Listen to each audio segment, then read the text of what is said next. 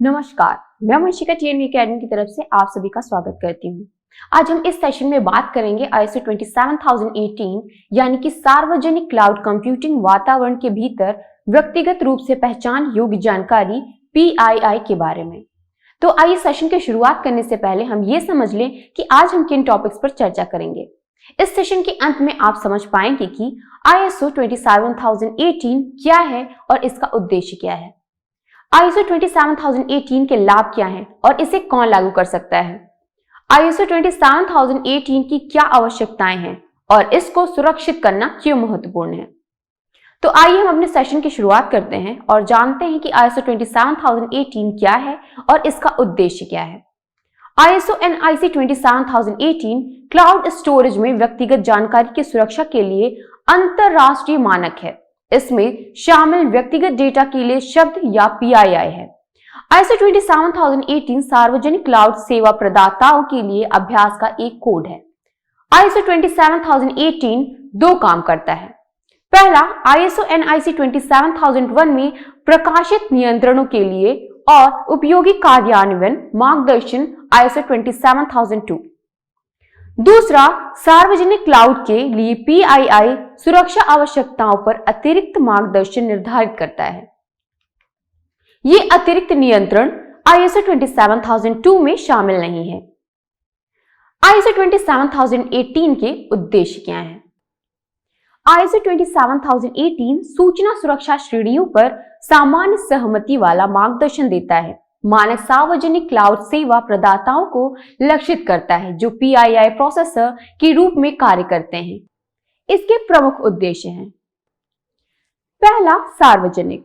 दूसरा, पारदर्शिता सक्षम करें ताकि संभावित क्लाउड सेवा ग्राहक सुरक्षित अच्छी तरह से PII सेवाओं तक पहुंच सके।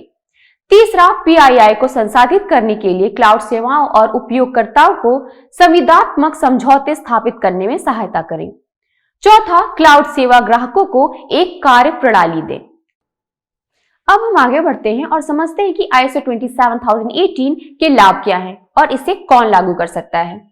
व्यावसायिक विश्वास के लिए साइबर सुरक्षा एक बड़ा मुद्दा है। आज के वैश्विक बाजार में ग्राहक डेटा की सुरक्षा करना इतना महत्वपूर्ण कभी नहीं रहा।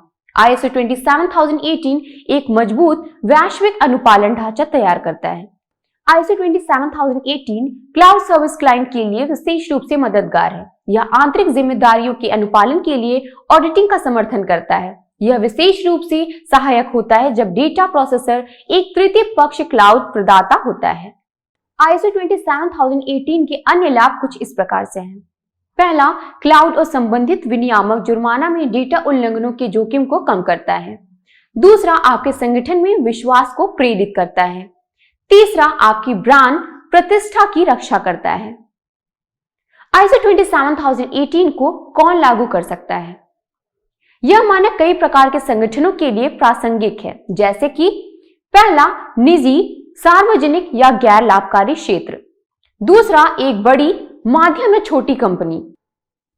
यदि आप PII को किसी अन्य कंपनी से अनुबंधित करते हैं तो उचित सावधानी से पता चलेगा कि क्या वे ISO NIC 27018 के साथ काम करते हैं। क्लाउड या PII का उपयोग करने वाले किसी भी सेवा प्रदाता को ISO 27018 पर विचार करना चाहिए।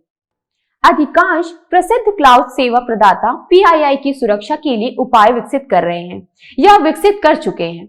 प्रमुख उद्योग खिलाड़ी जिनके पास पहले से ही ISO NIC 27018 अनुपालन नीतियां हैं, उनमें शामिल हैं। पहला, Amazon वेब सेवाएं। दूसरा, ड्रॉपबॉक्स। तीसरा, काम के लिए गूगल एप्स। चौथा, IBM सॉफ्टवेयर। पांचवा, माइक्रोसॉफ्ट एज्योर। अब इस टॉपिक में हम बताएंगे कि ISO NIC 27018 2020 की क्या आवश्यकताएं हैं और इसको सुरक्षित करना क्यों महत्वपूर्ण है। ISO NIC 27018 ISO NIC 27002 में सुरक्षा नियंत्रणों को लागू करने के लिए मार्गदर्शन का विस्तार करता है। ये नियंत्रण डेटा सुरक्षा के लिए जिम्मेदारियों को विभाजित करते हैं।